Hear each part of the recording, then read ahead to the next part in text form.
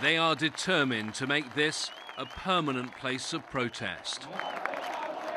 A day after the army and police withdrew, the area around Pearl Roundabout has become a tented city with free food, water and electricity. The protesters are pitching camp and they say they won't leave until they get what they want. Zain al-Abidin down, Mubarak down, Al-Khalifa down, down, down. Can the king make political concessions, or is it too late? It is too late now. Now people, you can hear them. They want to change all the government. They want a new government. They want to choose by themselves. They want election. I'm sure we all want reforms.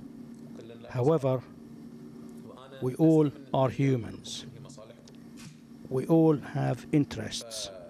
I am not there to tell you what your interests are, but it is important that we have continuity in our work.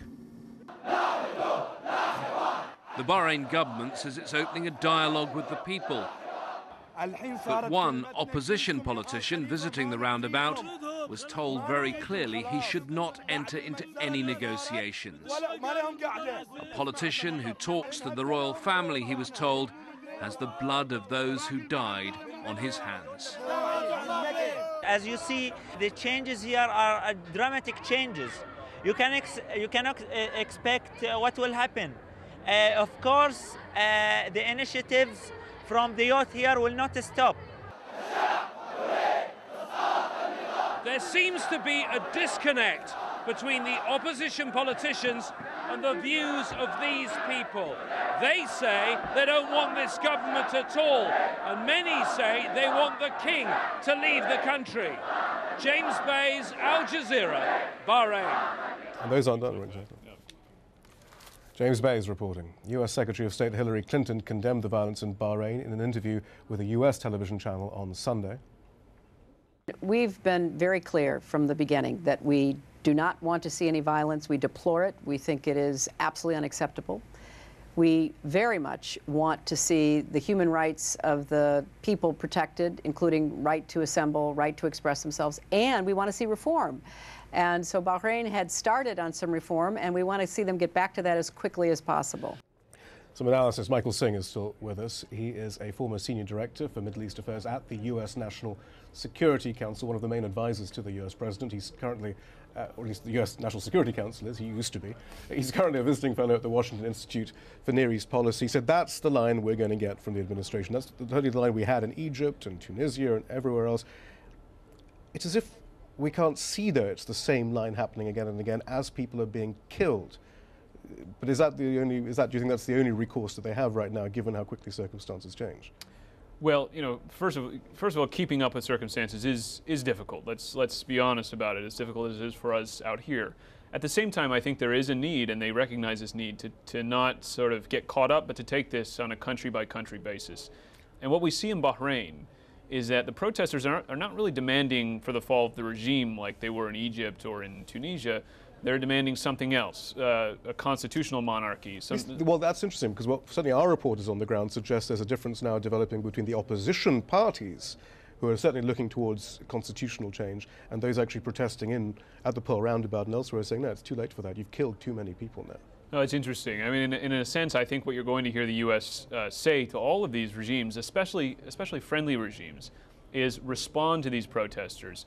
You know, don't simply warn us again, like Saif al-Islam did, about fundamentalism will follow or something like that, but respond to the demands for reform in a positive way, in a way that, frankly, the United States has been calling for now for some years. And I think that it's going to look meekly, though. It's going to look different in each place. But that's the point. It's the hollowness of the words that's become so apparent as we see one situation after another and the same response in each country, except, of course, for Iran, where it's all go for it, protesters march on. It just seems a little, it does seem hollow, frankly. And isn't it better perhaps to say nothing in that case? Well, I mean, people might want to see sort of more energetic words from the United States. And you know, frankly, I think that part of the challenge the administration is dealing with now is that it hasn't been talking energetically enough about specific reforms needed in these countries. There's been general talk of reform, but not specific talk. If people would like to see more energetic talk, but I think the United States, has allies in many of these places, does not want to see instability, worries about what could follow, and so again, they're hoping for evolutionary change towards democracy. They're hoping for reform, and they worry about even well-intentioned protests being taken over in a direction that's unfavorable to stability, to U.S. interests in the region. Michael Singh, stay with us. Thank you very much. Thank you. Hundreds of Yemenis have continued demonstrations in the capital against that country's president. In the 11th consecutive day of protests in Sana'a, the anti-government demonstrators faced government supporters. Security forces formed human barriers to prevent the camps from clashing, but there were reports of scuffles.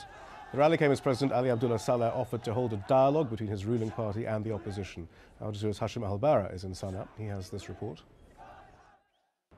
President Saleh had two messages to the pro-democracy protesters. One, he's ready to talk to them. Two, there's no way he can allow them to bring about change by taking to the streets. Let's listen to what he had to say. If the demands of the protesters are legitimate, we are ready to listen to their demands. We have to assume our responsibilities and courageously seek dialogue. It is the best way. Not destruction or blocking the roads or killing people or targeting public and private properties. Here in the capital, Sana'a, thousands of students decided to start a sitting outside the campus of the university to enforce change. In the city of Taiz, which has become the epicenter of the pro-democracy movement, thousands are converging on the main streets to build up more momentum for their demands for President Saleh to go. In the city of Aden, a senior member of the secessionist movement has been arrested. Pro-independence calls are considered a red line here in the capital, Sana'a. The government has been saying over the last few days that calls for independence in the south won't be tolerated. Hashim Al-Bara.